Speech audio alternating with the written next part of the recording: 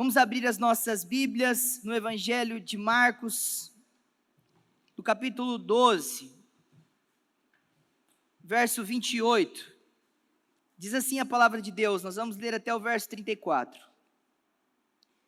Chegando um dos escribas, tendo ouvido a discussão entre eles, vendo como Jesus lhe houvera respondido bem, perguntou-lhe: qual é o principal de todos os mandamentos? Respondeu Jesus: o principal é: ouve, ó Israel, o Senhor, nosso Deus, é o único Senhor. Amarás, pois, o Senhor, teu Deus, de todo o teu coração, de toda a tua alma, de todo o teu entendimento e de toda a tua força. O segundo é: amarás o teu próximo como a ti mesmo. Não há outro mandamento maior do que estes. Disse-lhe o escriba: muito bem, mestre, e com verdade dissestes que ele é o único, e não há outro senão ele, e que amar a Deus de todo o coração, e de todo o entendimento, e de toda a força, e amar o próximo como a si mesmo, excede a todos os holocaustos e sacrifícios. Vendo Jesus que ele havia respondido sabiamente, declarou-lhe: não estás longe do reino de Deus. E já ninguém mais ousava interrogá-lo.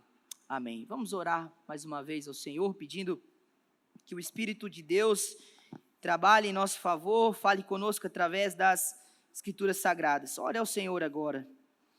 Senhor nosso Deus, nós estamos diante da Tua Santa Palavra. Ela é luz para o nosso caminho, Senhor. É dela que nós necessitamos para o alimento da nossa alma. Nós necessitamos da Sua Palavra, Senhor, que nos mantém a vida espiritual, que nos alimenta, que nos fortalece, que nos corrige. Por isso nós suplicamos que pela ação do Teu Espírito, o Senhor possa trazer nessa noite iluminação, entendimento e mudança aos nossos corações, Senhor, mediante o anúncio da Tua Palavra. Assim oramos em nome de Jesus Cristo. Amém. Poder assentar. Irmão, Jesus vem de uma série de testes, né? Na verdade, quando nós olhamos para o Evangelho de Marcos, conforme já afirmamos aqui, depois que Jesus ele faz a sua entrada triunfal, Jesus tem uma série de 5 encontros no templo, com os religiosos, os líderes, os fariseus, os doutores da lei, os escribas. Nós vimos até os saduceus, herodianos, que estavam ali diante de Jesus, e esse desses encontros é o quarto encontro deles. E nesses encontros nós vimos que Jesus vem de uma série de testes, provações que foram oferecidas por esses rivais de Jesus, com o objetivo de medir a sua sabedoria, a sua capacidade como mestre, ou até mesmo se Jesus estava em unidade com a tradição deles. E o objetivo desses testes era ou desacreditar Jesus para acabarem com a sua fama, ou encontrarem motivos para o matar. Porque diversas vezes nós encontramos nos evangelhos que não havia qualquer boa intenção da parte desses homens para com Jesus. Todos eles odiavam Jesus, e outros evangelhos vão dizer que eles invejavam Jesus, e que eles queriam matar Jesus por causa dessas coisas, porque a fama de Jesus, a popularidade de Jesus era muito grande. E quando nós falamos desses testes, nós vimos anteriormente que Jesus foi testado quanto à questão da sua autoridade. Jesus foi testado quanto às questões dos tributos. Jesus foi testado quanto à questão da ressurreição. Mas agora, então, Jesus vai ser testado quanto à questão do maior mandamento. E aqui nós já temos uma aplicação importante para nós, que não somente vale para esses testes, mas vale para toda a Escritura, principalmente o Novo Testamento. Nós temos que dar graças a Deus por esses testes.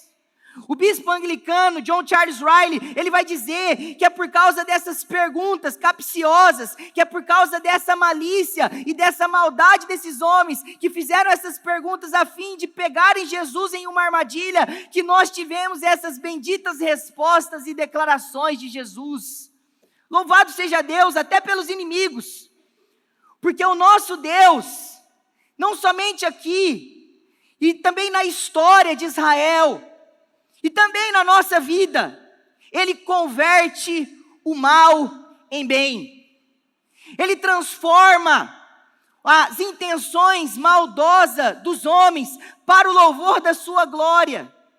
Porque aqui, Jesus foi fortalecido, engrandecido e glorificado pela maneira em que Ele reagiu em cada um desses testes. Mas não somente isso também redunda, não somente em louvor e glória para Deus, mas também redunda em benefício para a igreja. Porque quantos cultos nós estamos aqui aprendendo mediante essas palavras, desses testes em que Jesus foi submetido e Ele respondeu. Então nós vemos que não somente aqui, mas também no Novo Testamento, muitas cartas foram escritas em respostas às heresias, aos problemas, as dificuldades, e nós hoje as temos para nós como um tesouro precioso, porque anteriormente houve aqueles homens que tentaram destruir a igreja. Paulo chega a dizer em uma das suas cartas, é até necessário que haja aqueles que se levantam contra a verdade, porque é nessa ocasião que a verdade de Deus triunfa, que os verdadeiros se manifestam, que a verdade de Deus prevalece. Então aqui nós temos essa primeira aplicação.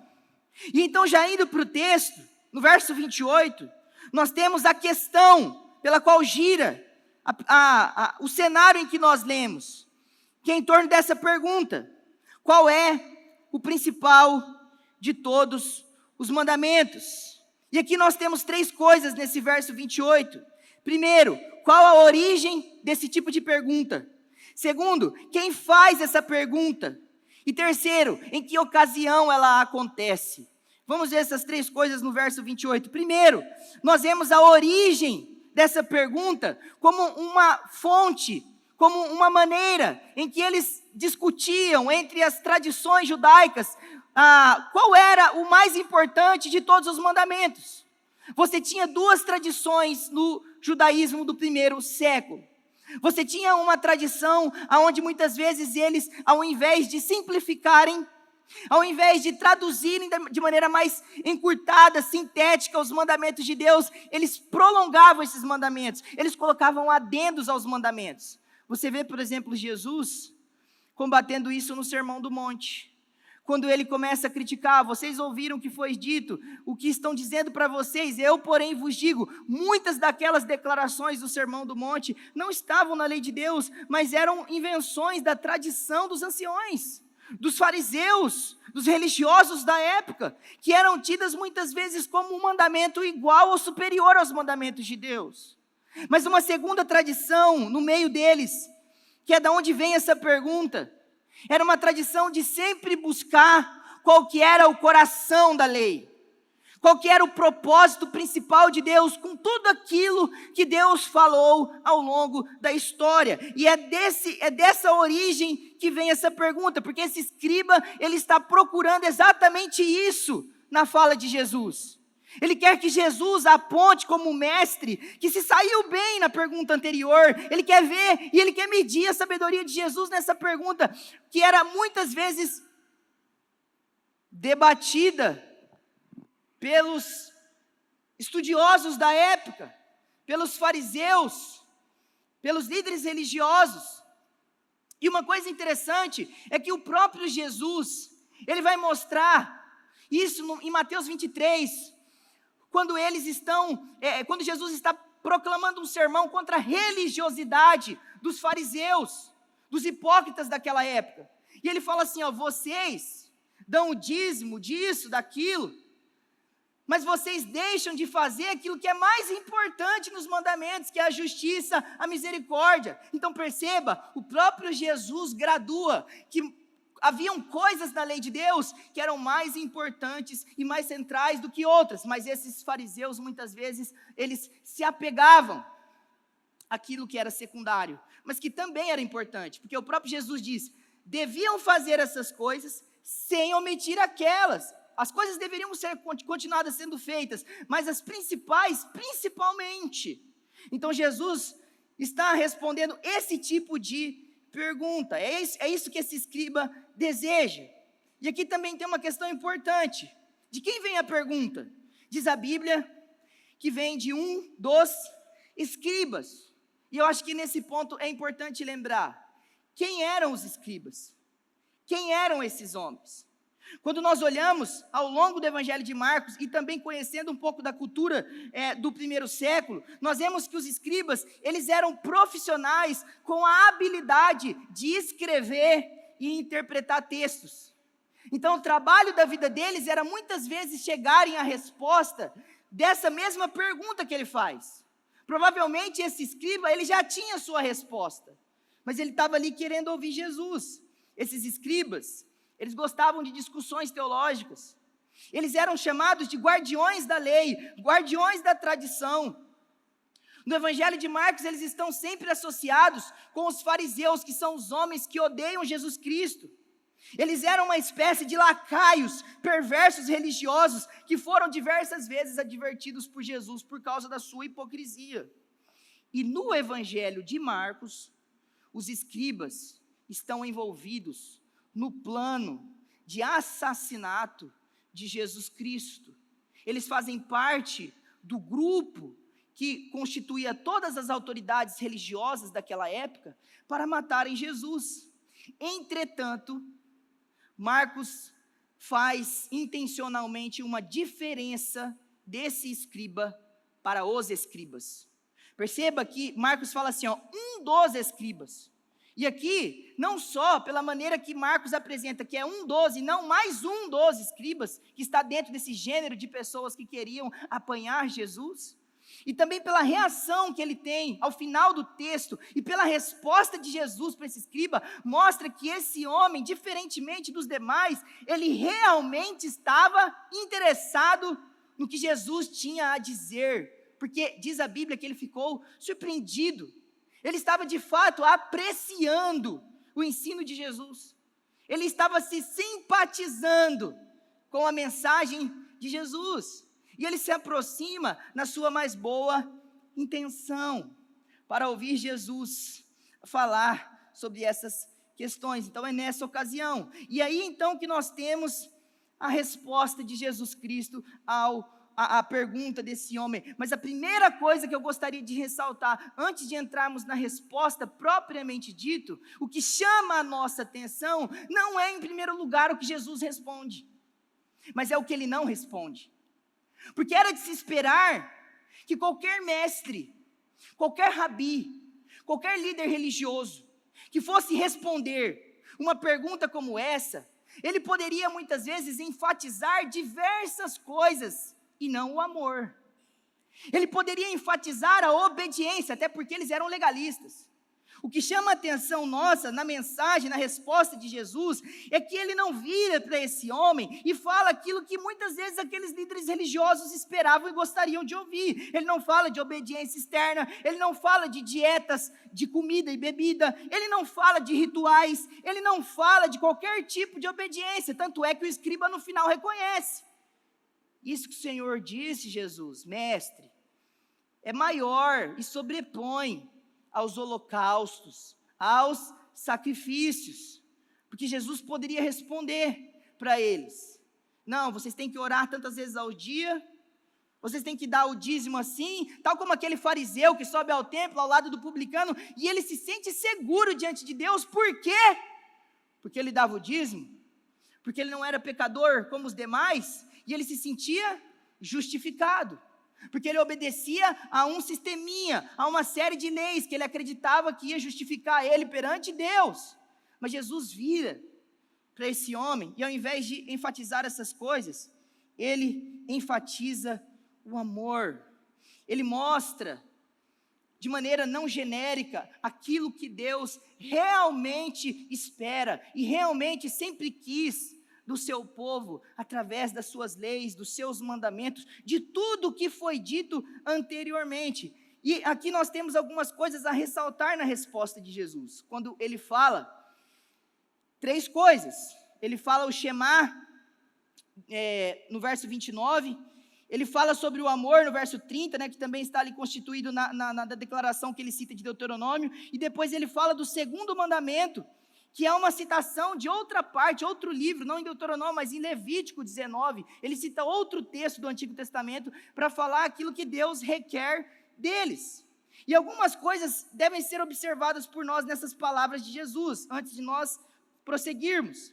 A primeira coisa é que a resposta de Jesus, ela possui uma amplitude e ao mesmo tempo uma síntese. Uma síntese porque ele resume toda a lei de Deus. Ele pega tudo aquilo que foi dito no passado, todos os mandamentos de Deus, e ele fala assim, esse aqui é o resumo, tudo se resume a isso. Esse é o cerne da lei de Deus, mas uma amplitude, porque ao falar do amor, ao falar da maneira que Deus espera, ele não deixa espaços para interpretações genéricas e vazias, porque os ensinos de Jesus, nós precisamos nos lembrar quando nós falamos aqui do Sermão do Monte às quintas, os ensinos de Jesus, eles não continham apenas os mandamentos positivos, façam isso. Mas quando Jesus falava assim, faça isso, ele também proibia aquilo que era contrário àquele mandamento. Então quando Jesus disse, amem a Deus, amem ao próximo, ele está dizendo que Deus rejeita e não requer e não quer de nós, ou proíbe nos seus mandamentos, toda forma de indiferença, de frieza espiritual, toda forma de rejeição a declararmos abertamente e intensamente o nosso amor a Deus e ao próximo. Então não é só uma questão de não fazer o mal, mas é uma questão de fazer o bem intensamente àqueles que Deus requer. Então nós temos essa ênfase. Uma outra coisa interessante é que nós temos aqui, nesse resumo, a expressão do maior mandamento de Deus, que é onde Jesus está mostrando para nós que é daqui que procede todos os seus ensinamentos. No Evangelho de Mateus, quando Jesus está respondendo a mesma pergunta, Mateus registra algo mais que Marcos não registra. Ele fala assim, a lei e os profetas dependem desse mandamento. Ou seja, tudo aquilo que foi dito anteriormente, tudo aquilo que foi declarado no passado, através de todos os profetas, através de todos os livros inspirados por Deus no Antigo Testamento, tudo depende da obediência, da entrega, da observância, da consciência daquilo que Jesus está declarando aqui de maneira sintética. Então, olharmos para essa fala de Jesus, também há uma outra coisa interessante de observarmos, que Jesus, ele cria uma unidade entre esses 2 mandamentos. Perceba que ele cita 2, mas na fala final dele, ele diz assim, não há outro mandamento maior do que este. Ele cita 2, mas ele fala que não há outro maior do que este. Então ele considera esses 2 mandamentos uma expressão única da lei de Deus, que não é vários mandamentos, mas uma única lei. E muitas vezes nós temos essa mania, esse hábito de fatiar os mandamentos de Deus. Mas a própria tradição judaica, evangélica, ela mostra que a lei de Deus é uma unidade. Tiago fala isso. Se alguém tropeça em um só ponto da lei, ele é um transgressor da lei completa. Porque a lei de Deus é uma só. Então Jesus está tratando aqui que amar a Deus e amar ao próximo são as 2 faces de um único mandamento. Nós não podemos separar essas 2 coisas. E o próprio apóstolo João, na sua epístola de 1 João, ele vai dizer que a ênfase notória na nossa vida, de que nós de fato amamos a Deus, que é invisível e nós não vemos, é quando nós amamos aqueles a quem vemos. Essa é a evidência de que nós amamos a Deus de verdade, quando nós amamos ao nosso próximo. Então, o amor ao próximo, ele serve de termômetro para avaliar o seu amor ao Senhor. Jesus está fazendo essa relação desses dois mandamentos. A gente aprende, então, que uma correta relação com Deus vai traduzir-se em uma correta relação com as pessoas. Toda vez que você estiver em crise com Deus, ou você pode notar que pessoas que têm muita dificuldade de ter bons relacionamentos, elas têm um problema, primeiro, é com Deus, porque quando nós desfrutamos da paz de Deus, da paz que vem de Deus, não é difícil viver em paz com as pessoas. Então nós vemos essa relação que Jesus está fazendo. Uma outra coisa é que a obediência ao primeiro mandamento, ela vai proporcionar para nós o desejo e a capacidade para obedecer o segundo. Quando nós nos esforçamos pelo poder do Espírito, pela ação de Deus, para obedecermos e amarmos a Deus sobre todas as coisas, não vai ser difícil amar as pessoas. Não vai ser difícil nos entregarmos pelos nossos irmãos, porque nós já amamos a Deus. Nós já nos entregamos ao Senhor, nós entendemos isso. Uma outra coisa importante também nessa relação, é que o primeiro mandamento, então, ele é essencial para nós nos aproximarmos de Deus, mas o segundo, ele é essencial para nós nos tornarmos parecidos com o Senhor, porque Deus ama de verdade até os seus inimigos, Ele ama. Diz a Bíblia em Romanos capítulo 5, que Ele morreu pelos ímpios, pelos pecadores, que são descritos como seus inimigos, rebeldes, que odeiam a Ele, que éramos nós. Então Deus, o próprio Senhor, Ele apresenta para nós a maneira em que Ele requer que nós vivamos, porque Cristo é o exemplo supremo. Ele foi verdadeiramente aquele que amou a Deus na totalidade daquilo que Ele está dizendo, e amou também ao próximo, e a expressão máxima disso foi o clímax da sua morte na cruz, quando Ele não só mostra que Ele ama ao Pai, e se submete à obediência ao plano de Deus, mas quando Ele também morre por amor aos pecadores. Ele entrega a sua própria vida pelos pecadores. Então isso também é de notoriedade para nós. E ele então fala dessa centralidade do amor, de tudo que ele poderia dizer, ele resume a lei de Deus ao amor como uma das virtudes que mais é importante e mais qualifica a nossa religião, a nossa ética e os nossos relacionamentos. Você quer ver uma coisa também? Quando nós olhamos para o Novo Testamento, nós olhamos que aqui, nas palavras de Jesus, existe uma unidade com a doutrina do Novo Testamento. Essas palavras de Jesus, elas ecoam nos ensinos de Paulo, elas ecoam nos ensinos de Tiago, elas ecoam nos ensinos de Pedro, elas ecoam nos ensinos do apóstolo João. Porque quando nós olhamos, por exemplo, somente para a carta de João, João enfatiza o amor no maior grau de todas as virtudes, é o amor para ele. Porque na sua carta ele fala que um cristão de verdade, que está em um relacionamento com Deus, ele é alguém que ama. O amor faz parte da nossa natureza, porque Deus em sua natureza é amor.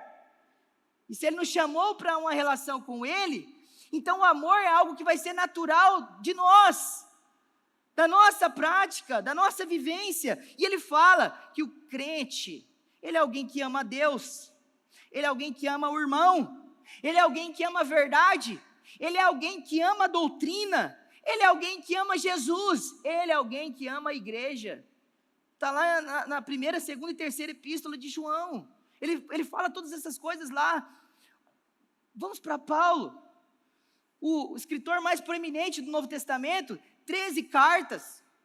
Das suas 13 cartas, ele escreve 1 Coríntios capítulo 13, o capítulo mais conhecido, talvez, das Escrituras, que fala do amor, das suas características, das suas virtudes, dos seus atributos. E Paulo centraliza o amor como uma das coisas mais importantes da nossa vida. Porque ele fala, né, quando ele está escrevendo, ele usa uma linguagem hiperbólica, exagerada, porque ele fala assim, ó, ainda que eu fizesse isso, fizesse aquilo. Sabe quantas vezes ele fala ainda que? 5 vezes. Só no prefácio ali do capítulo 13. Ainda que eu fizesse isso e aquilo. Fizesse o quê? Que eu falasse todos os idiomas dos homens e ainda falasse a língua dos anjos, que ninguém fala. Ainda que eu fizesse essas coisas. Ainda que eu tivesse o dom de profetizar e o conhecimento de todas as coisas, não me faltasse conhecimento. Ainda que eu tivesse uma fé tão grande que eu pudesse transportar montes, ou ainda que, sendo rico, eu distribuísse todos os meus bens aos pobres, ou ainda que eu entregasse o meu próprio corpo como sacrifício para Deus. Se tudo isso fosse feito sem amor, sabe qual é a conclusão de Paulo por 3 vezes nesse primeiro momento da carta? Ele fala assim, nada serei, nada disso teria proveito. Em Gálatas, Paulo escrevendo sobre as obras da carne e o fruto do Espírito, quando ele fala da lista extensa das obras da carne, de tudo aquilo que antagoniza o amor que vem de Deus, que vem do Espírito, ele começa a falar das virtudes que vêm do Espírito nos filhos de Deus. A primeira palavra e o primeiro atributo, o primeiro item do fruto do Espírito Santo é o amor. O amor tem precedência na vida cristã. É um amor que qualifica de verdade se nós somos filhos de Deus ou não. John MacArthur, um pastor reformado, comentando sobre essa ênfase de Jesus no amor, ele diz assim, ouça bem a leitura. O amor de Deus é o fundamento da vida cristã, que é a característica que define a identificação de um verdadeiro crente. Os cristãos são aqueles que amam a um Deus vivo e verdadeiro, o Deus dos patriarcas, o Deus e Pai do nosso Senhor Jesus Cristo. Vida espiritual e eterna, verdade, e a verdade começa com amar a Deus. A vida espiritual começa com amar a Deus, de maneira imperfeita nessa vida. E ela termina amando a Deus de maneira perfeita, no céu. O amor a Deus, ele é também um comando universal, sendo que a desobediência de amar, ela resulta no juízo divino, e por fim, o inferno será habitado para sempre, por aqueles que se recusaram a amar a Deus e ao próximo. Então perceba que MacArthur é cirúrgico ao identificar que quando Jesus fala do amor, ele fala daquilo que Deus mais espera em nós para com Ele e no meio da igreja. Aliás, nós cantamos aqui, a igreja é a comunidade do amor. É o lugar onde nós desfrutamos do amor de Deus, do amor entre os irmãos, uns com os outros. E então Jesus, ele divide a sua resposta em 3, né? Que nós podemos dividir. Ele faz isso em 3 partes. Ele começa falando, né? Do Shema, enfatizando que quem ama a Deus de verdade são aqueles que estão em uma aliança com Deus.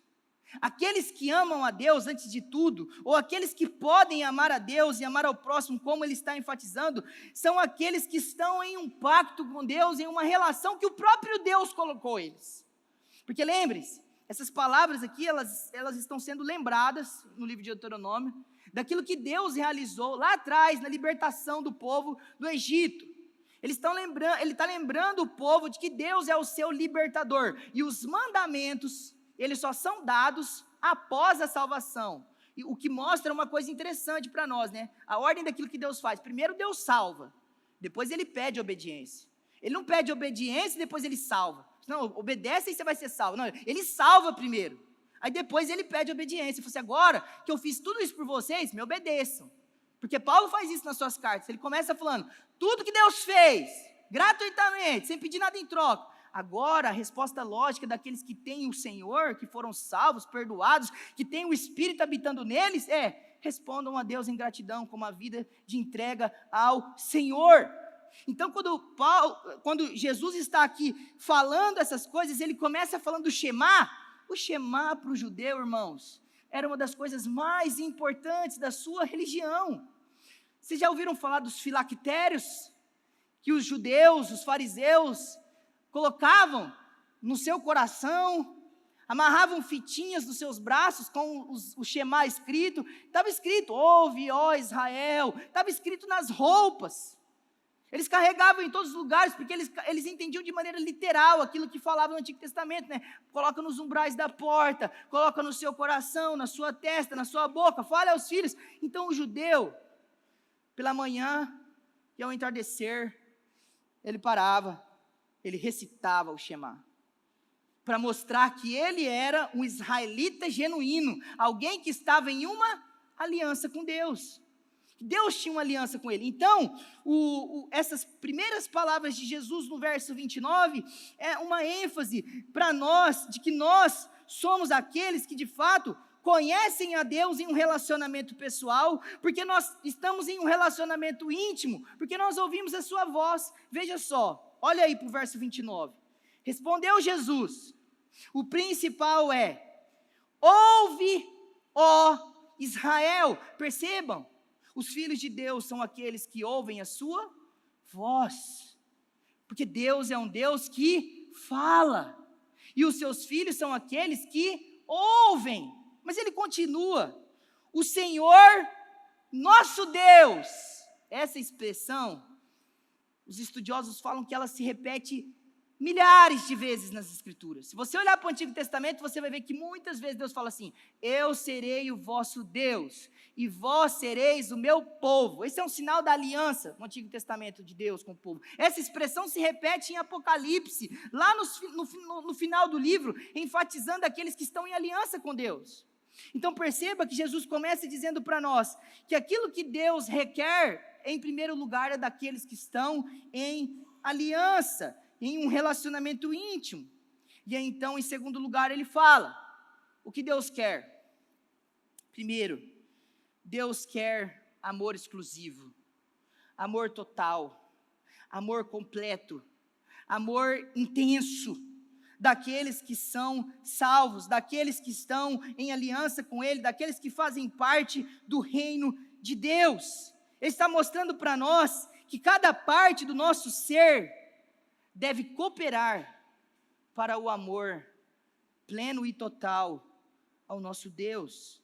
Perceba que ele fala de 4 dimensões, ou 4 características, ou qualificações daquilo que Deus requer. E essas 4 características que ele fala, quando ele diz coração, quando ele diz alma, quando ele diz entendimento ou mente, quando ele diz força, expressam a totalidade do ser, aquilo que nós somos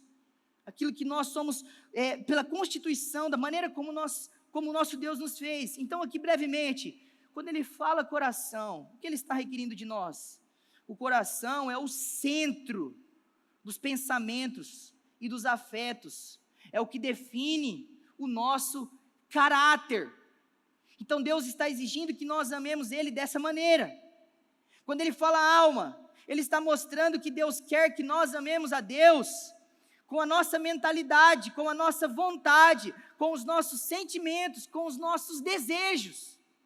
Quando ele fala que nós devemos amar a Deus com todo o nosso entendimento, ele está mostrando que nós precisamos usar a nossa mente para discernir aquilo que é certo e aquilo que é errado, para avaliarmos todas as coisas pensando, né?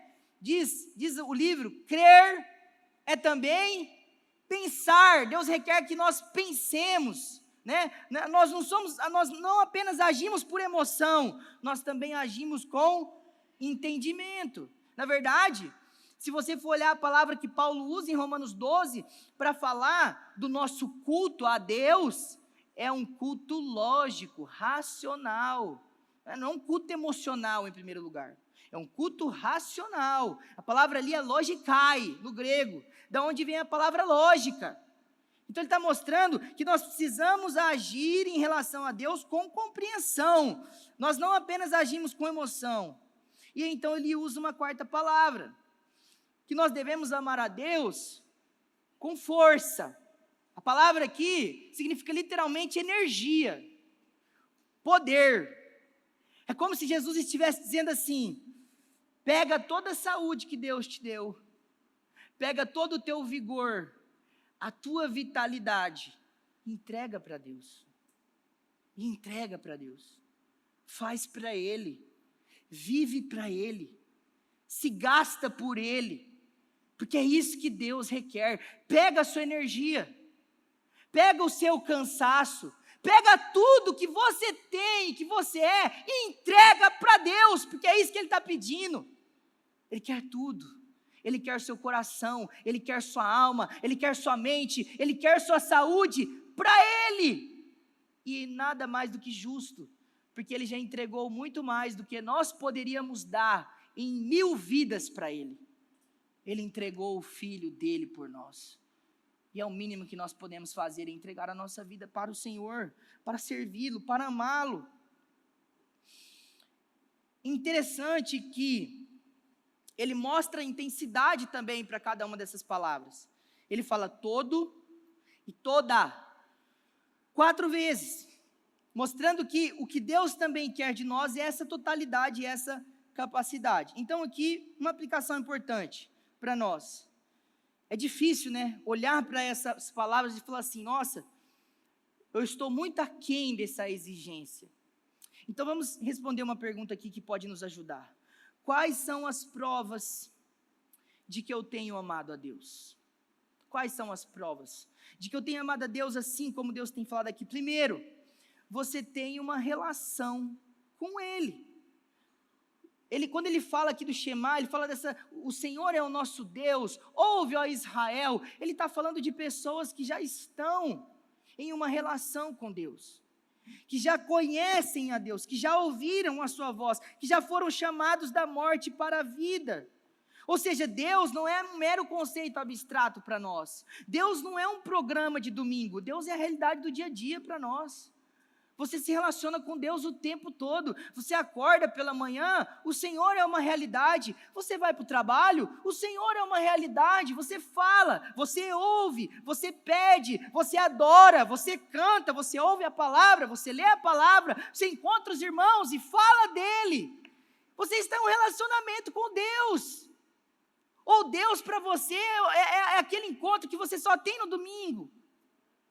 E essa relação, ela se expressa verdadeiramente em encontros genuínos com Deus. Na verdade, essa é a essência da religião verdadeira. Nós nos encontramos com o Senhor, porque você lembra que desde a criação, lá no Éden, no cair da tarde, diz a Bíblia que o Senhor vinha ao encontro de Adão. É isso que caracteriza, nós nos relacionamos, nós nos encontramos, nós visitamos o Senhor através dos meios de graça, nós o procuramos, nós o buscamos. Na verdade, o culto também no domingo, ele é um encontro com Deus. É um momento em que nós também mostramos que nós amamos a Deus, porque o culto, ele não pode ser um fardo, um peso, uma dificuldade, ele é uma alegria. Porque aqui, irmãos, nós cantamos a Deus, nós declaramos as suas promessas, nós ouvimos a sua voz, nós encontramos os nossos irmãos. Então notem que nós temos essas coisas na nossa vida, isso são ênfases de que nós estamos amando a Deus, mesmo que de maneira imperfeita. Outra coisa que mostra que você tem procurado amar a Deus dessa maneira, é se você tem procurado ser fiel a Deus. Você procura honrar a Deus com a sua vida, em todas as áreas da sua vida, você procura ser obediente aos seus mandamentos. Outra coisa que mostra se nós estamos amando a Deus, é se nós somos as suas testemunhas. Porque quando Jesus vai morrer, ele deixa claro para os discípulos, e até depois quando ele ressuscita, e ele entrega a grande comissão aos discípulos, que o que ele requer dos seus discípulos é que eles sejam as suas testemunhas. Isso vai provar que eles estão no Senhor. É isso que João 15 fala, a prova de que vocês estão em mim ou em vocês, é que vocês dão fruto, vocês vão pregar o Evangelho, vocês vão anunciar Deus, vocês vão falar dEle, vocês vão falar daquilo que vocês mesmos experimentaram, é que nós somos testemunhas. Segunda coisa, ele fala então, terceira coisa na verdade, ele fala do amor aos irmãos. Quando ele fala, né, amar o teu próximo como a ti mesmo, muitas pessoas pegam esse como a ti mesmo, esquece de amar o próximo. Ele fala assim, não, o importante aqui é amar eu primeiro, depois os outros. E de maneira nenhuma o mandamento está falando que a gente tem que ter amor próprio primeiro. Na verdade, ele está refletindo a regra de ouro que Jesus falou em Mateus 7,12. Tudo quanto, pois, querei que os homens vos façam, assim façais a vós também a eles, porque esta é a lei e os profetas. Então, pode parecer clichê, mas sabe o que o Senhor está enfatizando aqui? Faça para os outros aquilo que você gostaria que fizessem para você. Ame as pessoas. Ame as pessoas, cuide delas, entregue-se por elas. Quais são as provas de que nós temos amado os nossos irmãos? Primeiro, você deseja estar com eles. Você quer a presença deles. Segundo, você serve eles em tempos de dificuldade e você se alegra com eles em tempos de alegria. Você perdoa as ofensas daqueles que te magoam e que te ofendem. Você perdoa. Você busca reconciliação em tempos de crise e de inimizade. Você é um pacificador. Isso é uma ênfase de que você tem amado os irmãos. Você quer a reconciliação, a paz com todos os homens. Você serve e é humilde, como Paulo expressa nas suas epístolas, que fala que nós devemos considerar os outros como superiores a nós mesmos, e que nós devemos levar o interesse dos outros à frente dos nossos interesses. Isso também são ênfases de que nós estamos amando mais as pessoas. Se assim você age,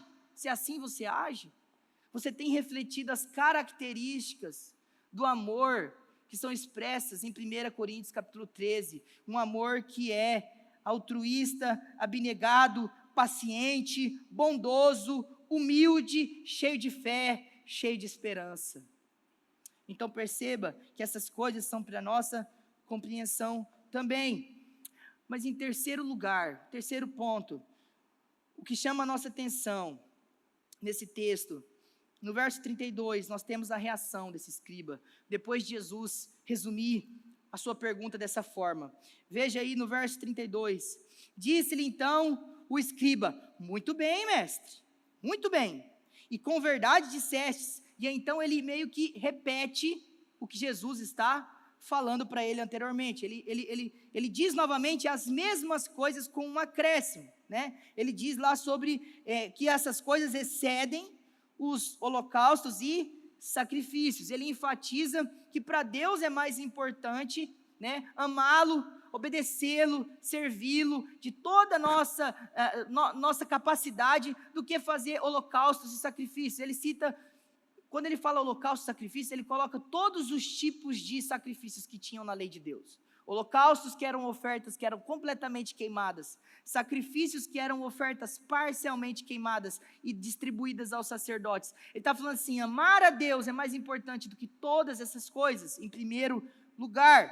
Então ele reconhece a fala de Jesus, né? Então a resposta desse escriba é interessante, porque ele fica admirado ao perceber que Jesus responde de maneira conivente com a religião verdadeira, que é uma religião que não muda, ou que não só enfatiza o estereótipo, mas é uma religião que muda o coração.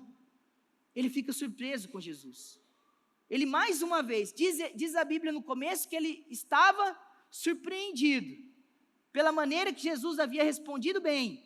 Agora, ele fica surpreendido duas vezes. Então, notem que esse homem, ele está aqui praticamente aceitando Jesus. Quando ele está ouvindo Jesus falar assim, não, é isso mesmo, eu estou com o Senhor, mestre. Estamos juntos, né? Pensamos da mesma maneira. E agora que é interessante, que Jesus, ele vai fazer uma avaliação do avaliador. O escriba estava analisando Jesus, mas agora é Jesus quem avalia o escriba. É Jesus quem olha para ele. Né? E diz o texto para nós, no verso 34, fala assim, vendo Jesus, que ele havia respondido, né, sabiamente, a maneira como ele se expôs diante de Jesus, Jesus declarou, olha o veredito de Jesus para esse homem, Jesus dá um veredito para ele, fala assim, olha, o que Jesus disse? Vejo que você está dentro do reino, vejo que você faz parte dos meus, é isso que Jesus disse para ele? Jesus diz assim: não estás longe do reino de Deus. Não estás longe do reino de Deus. E aqui eu tenho que enfatizar mais algumas coisas sobre esse escriba. Quando Jesus fala isso, Jesus está elogiando esse homem. Jesus está reconhecendo algumas coisas que o próprio texto nos mostra. Jesus reconhece que esse homem demonstra inteligência na sua pergunta. Jesus reconhece que esse homem demonstra interesse, porque ele chega diante de Jesus, ali querendo saber qual é o coração da lei de Deus, o que é mais importante na minha vida para eu fazer para Deus.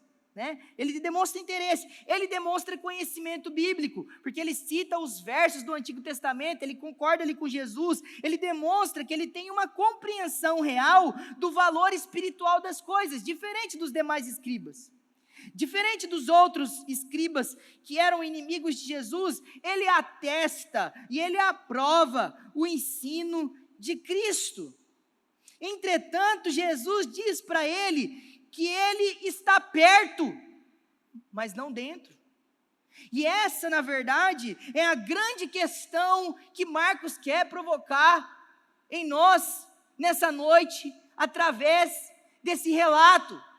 É que eu e você respondamos uma única pergunta, mediante a tudo que nós ouvimos: eu estou fora ou eu estou dentro do reino de Deus?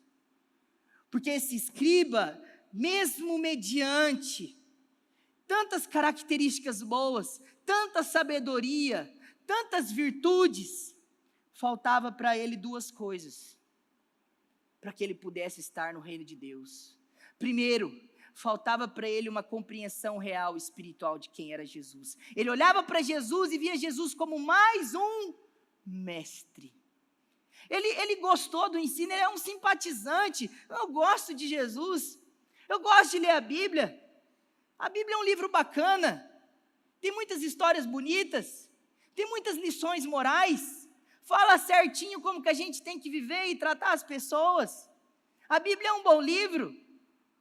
Jesus ensina muitas lições, ele é um exemplo, Jesus é um exemplo, então perceba que ele olha para Jesus exatamente dessa maneira, apenas como um mestre. A segunda coisa que falta para esse homem, é aquilo que é principal para um homem realmente fazer parte do reino de Deus, é a ação do Espírito.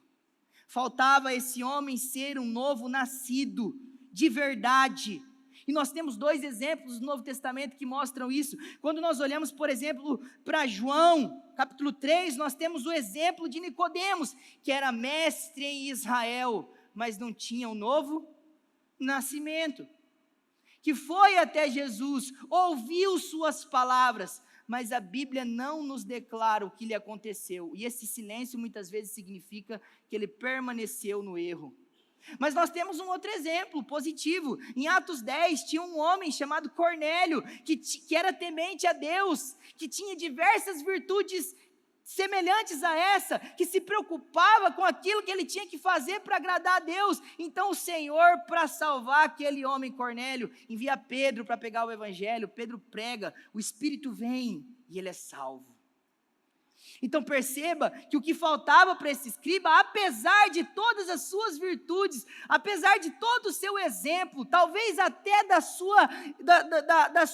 do seu grau mais elevado de vida moral, tal como o jovem rico, que também chega proeminente, que também chega desejante, mas recua triste quando Deus requer dele aquilo que lhe é mais caro. Então perceba que ao olhar para essas coisas, para entrar no reino de Deus, é preciso mais do que sermos intelectuais, mais do que sabermos respondermos as perguntas mais difíceis, mais até mesmo do que nos simpatizarmos com o ensino de Jesus. Falta-nos a constatação da nossa fé, ao chegarmos diante de Jesus, e não apenas de chamar ele de mestre qualquer, mas dizermos tal como os discípulos disseram: nós achamos o Messias, aquele que veio para salvar o seu povo dos seus pecados.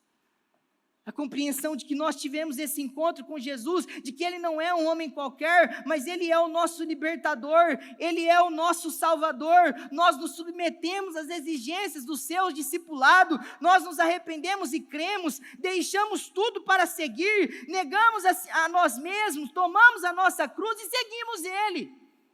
Será que esse escriba estava pronto para fazer todas essas coisas? Muito provavelmente esse escriba, ele caiu naquele grupo, que o evangelista João vai dizer em João 12, que muitos dentre as próprias autoridades creram em Jesus, mas por causa dos fariseus não o confessavam, para não serem expulsos da sinagoga, porque eles amaram mais a glória dos homens do que a glória de Deus. Então perceba, Jesus foi crido por muitos deles, talvez até por esse escriba, creu nele, realmente o ensino dele é verdadeiro, ou outros creram nele não apenas como mestre, mas de fato como o Messias enviado, mas eles amaram mais a glória dos homens do que a glória de Deus, eles preferiram poupar-se ao se expor e serem ultrajados juntamente com os discípulos. Então percebam que aqui nós temos uma advertência para nós. Você pode ser alguém participativo nas atividades religiosas. Você pode ser um simpatizante que gosta de Jesus e o chama de um excelente mestre. Você pode ser um estudante da Bíblia, que tem prazer intelectual, que gosta de ler bons livros, mas ao final de tudo, não estar dentro do reino de Deus, estar perto, mas não estar dentro, tal como esse escriba estava.